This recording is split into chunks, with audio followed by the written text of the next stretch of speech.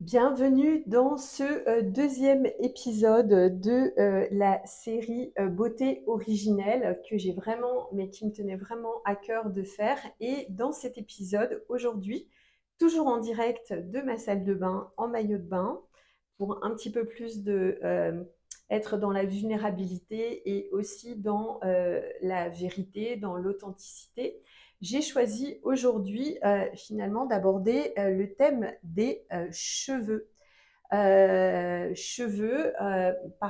dans le respect en fait de leur intégrité, rappeler aussi à quoi correspondent les cheveux et quels sont finalement tous les sévices, le mot est pas trop fort, hein, qu'on leur fait supporter.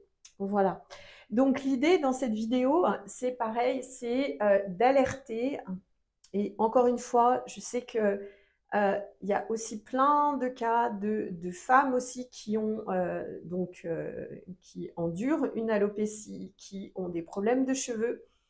Et je vous dirais que tout est lié et que tout ça, ça fait partie aussi d'une prise en charge holistique de qui l'on est, à commencer aussi par les médicaments. Je commencerai peut-être, en fait, l'idée, c'est que je vais commencer, je prépare pas forcément énormément mes vidéos à l'avance pour que ça garde beaucoup de naturel.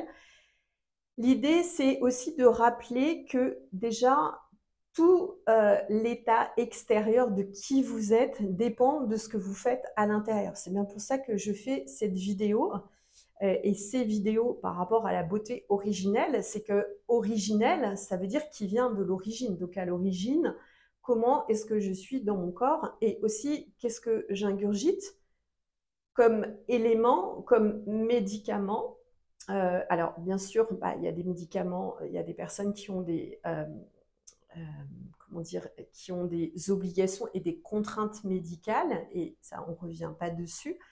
Mais souvent, les problèmes de perte de cheveux sont liés à certains médicaments, soit au stress, voilà. Et pour partager par rapport à ça, il y a toute une période de ma vie où j'ai perdu la moitié de mes cheveux. Pour une simple et bonne raison, j'avais fait le choix d'un contraceptif sous forme de stérilet hormonal. Et au bout de un mois, 2 mois, en allant chez le coiffeur, ma coiffeuse me dit non, je ne peux absolument pas vous faire de dégradé, vous n'avez pas les cheveux assez épais. Je m'en étais même pas rendu compte. Et en fait, finalement, ce qui s'est passé, c'est que j'avais perdu la moitié de mes cheveux. Parce que justement, peu de femmes le savent, mais dans les contraceptifs hormonaux, vous avez énormément de substances en fait qui vous font perdre vos cheveux. Donc directement, je suis allée voir mon gynéco de l'époque qui m'a dit bah non, allez voir votre dermato. Et j'ai dit non, non, non, vous allez regarder les contre-indications. Et il s'est avéré effectivement que dans les contre-indications, il y avait notamment au-delà aussi de l'alopécie des risques d'état suicidaire. Donc effectivement, ça m'avait créé aussi un fort état dépressif, mais il y avait cette perte de cheveux. Donc, partant, un peu compliqué pour une femme de lui demander de choisir entre sa sexualité et ses cheveux, mais je sais pas, en fait, c'était vraiment quand même très très compliqué à trouver, mais pour une femme, perdre ses cheveux, c'est, voilà, pour un homme, c'est aussi très compliqué, mais pour une femme, ça l'est encore plus. Donc, déjà, l'état de vos cheveux peut être en lien avec les médicaments que vous êtes amené à prendre. Peut-être que c'est contraint, peut-être que vous n'avez pas le choix. Bon, moi je considère qu'on a toujours le choix. Il y a toujours il y a souvent, en tout cas parfois, des, on va dire, des alternatives aux médicaments. Mais après, chacun fait en son âme et conscience. Je suis pas là, je ne suis pas médecin, donc voilà, continuez à prendre les médicaments que vous devez prendre, mais sachez en tout cas que les contraceptifs oraux hormonaux, que ce soit sous forme de stérilet, sous forme d'implants, sous forme de pilules, ça altère beaucoup l'état des cheveux, ça les rend plus fins et ça peut les faire tomber. Voilà, ça c'était la première chose comment on voit tout de suite en fait que l'état extérieur de la chevelure peut être lié aussi à finalement ce qu'on ingère au niveau de l'intérieur et au niveau des médicaments. Alors, les cheveux, qu'est-ce que c'est? Littéralement, ce sont nos antennes. J'ai parlé dans le premier épisode des ongles avec le prolongement énergétique qui permet justement de faire des soins énergétiques, de retirer des nœuds. En tout cas, c'est comme ça que moi, je l'utilise dans le cadre de mes soins et même à distance. Mais les cheveux, ce serait plus des antennes en fait, et encore plus les cheveux blancs. En tout cas, il ne faut pas les retirer. Après, chacun fait comme il veut. Ce sont des antennes en fait qui viennent capter ce qu'il y a dans l'air pour nous donner des informations psychiques, des informations invisibles, une connexion en fait comme l'ont les animaux. Ça va venir finalement accroître nos perceptions extra-psychiques, multidimensionnelles pour ceux qui sont dans la multidimensionnalité. Et c'est vraiment ce qui va nous donner des capacités, peut-être davantage d'intuition, davantage de connexion à la Terre. Voilà, donc le cheveu, c'est vraiment des antennes. Et là, on va retrouver dans la culture actuelle les mêmes comportements prédateurs de les étouffer, de les brûler, de se couper directement de son canal vivant, et vous savez qu'on a des centres énergétiques dans le corps, et de les empoisonner, et finalement de s'empoisonner à travers les cheveux, sachant que vous voyez bien qu'on parle souvent de capillarité pour parler des remontées, mais c'est clair, capillarité, capillaire, donc on voit bien, même dans la construction, on parle de remontée capillaire, là c'est la même chose en fait. Tout ce que vous allez mettre sur vos cheveux va arriver directement, je suis désolée, mais je suis obligée d'être hyper, comment dire, visible et de montrer vraiment les choses parce que les gens ne se rendent pas compte. Ce que vous mettez au bout de vos cheveux va dans votre crâne. Dans votre crâne, là où il y a toutes les terminaisons nerveuses, là où il y a vos pensées, là où il y a votre subconscient, là où il y a tout votre mental. Donc mental avec vos états mentaux, vos crises existentielles, vos façons de gérer vos émotions. Donc tout ça remonte. Voilà, donc après, on peut avoir justement cette asphyxie des cheveux et surtout le fait de mettre plein de produits, de changer aussi la nature de ses cheveux, de ne pas respecter la nature de ses cheveux. Finalement, ça va être encore une altération qui va nous éviter de voir si on est en bonne santé ou pas.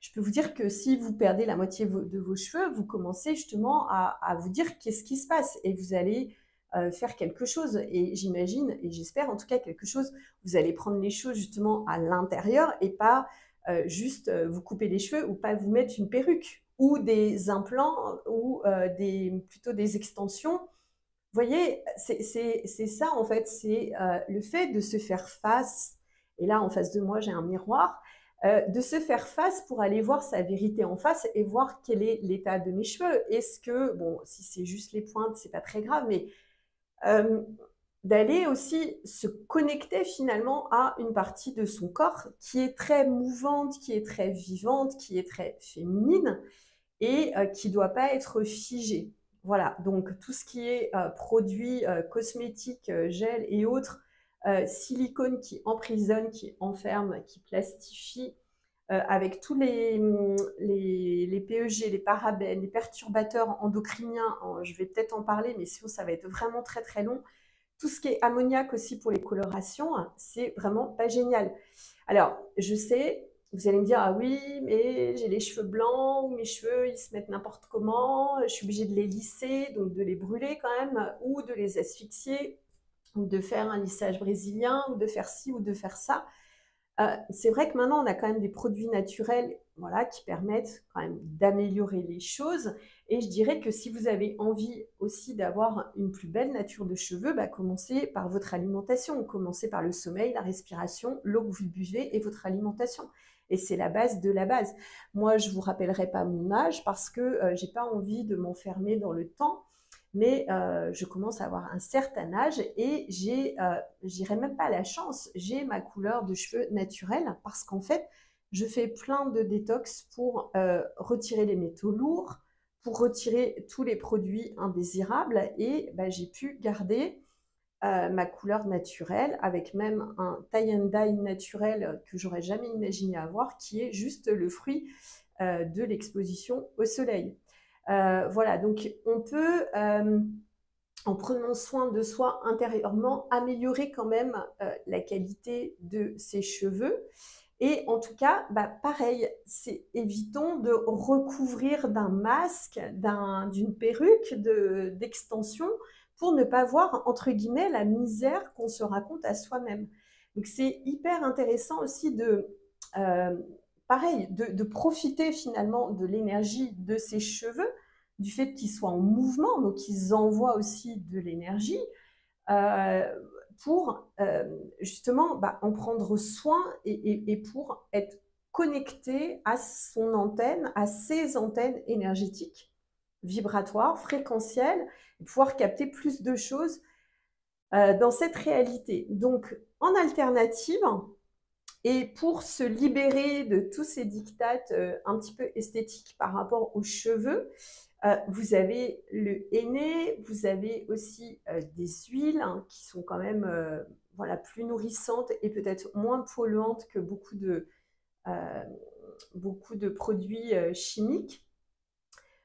Et vous avez aussi le mouvement en fait des cheveux que vous pouvez aussi laisser libre. Vous avez l'odeur aussi des cheveux que vous pouvez essayer de ne moins obstruer possible.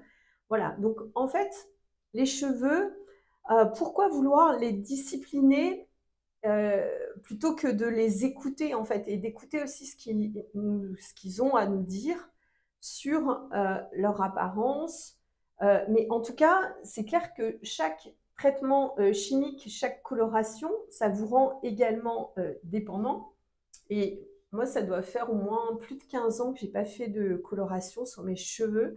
Et à l'époque, je me souviens, mais c'était une corvée, c'était une souffrance parce que je me faisais des mèches blondes et que j'étais obligée de les faire hyper souvent. Et bon, je ne reparlerai pas de la période Covid, mais je crois qu'il y a beaucoup de femmes qui ont été concernées par cette période-là où il y avait beaucoup, beaucoup de difficultés finalement à récupérer, entre guillemets, sa coloration.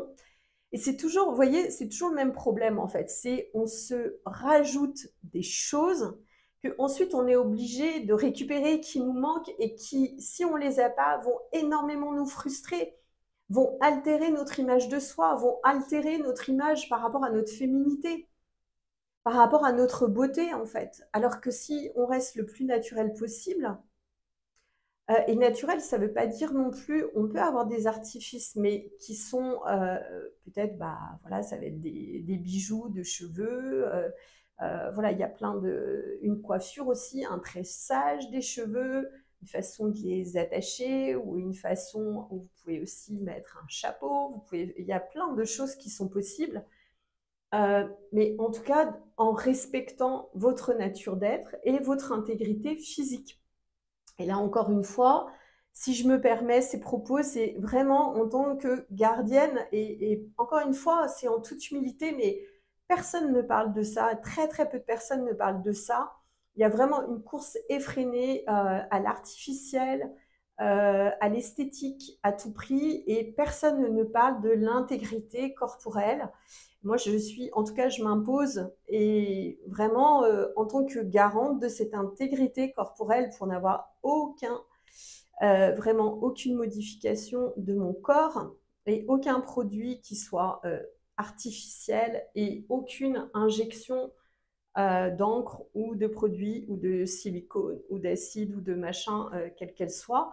Et c'est en tant que garante de tout ça qu'il me semblait vraiment important de prendre la parole en vue de la préservation aussi de notre nature humaine, de notre nature féminine et de cette espèce de passage dans quelque chose d'un peu, sans aborder les grands termes, mais de transhumanisme, où finalement, de plus en plus, un certain nombre de femmes se chosifient et deviennent du plastique en fait, avec de plus en plus du plastique au niveau de la bouche, au niveau des cils, au niveau du visage. Il y a maintenant des femmes qui ont carrément le visage qui est plastifié de partout, les ongles, la poitrine, les fesses. Enfin, vous voyez, plus ça va, plus il y a l'ingérence et l'intrusion et l'incorporation dans son corps de parties euh, qui sont pas naturelles, qui sont artificielles. Et